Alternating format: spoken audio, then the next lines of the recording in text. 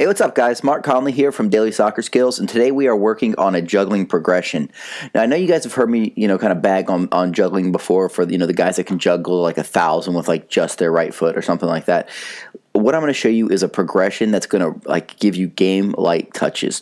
And so the first part of the progression, as you can see, is I just have the boys walking, touching the ball, just right, left, just kind of getting a rhythm and moving it down the field, working on warming up those touches as we start to think about getting into our next progression.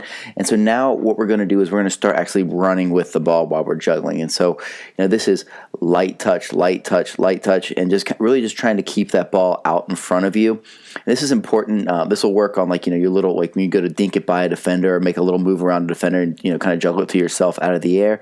This is going to help you be nice and controlled and comfortable while we're doing that. The next step, so this one's actually very difficult. So you can see, the guys are having a little bit of trouble with it. Every touch is overhead, feet only. And what this trains is your first touch. Most specifically, the weight that we put on that touch. So if it's too hard, it goes up in the air, and then it's going to make it that much more difficult on the next touch. But too light, and it doesn't fulfill the exercise, meaning that it doesn't go above your head. So every touch overhead high, working on your right and your left feet. Very, very challenging aspect.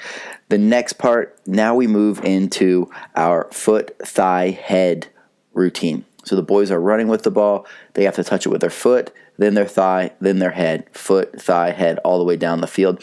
And just these little variations challenge your brain, challenge your body, challenge your touches, and they make you so much stronger with the ball. So you may not get 1,000, but these are game-like touches that are going to show up to where, for example, the foot, thigh, head.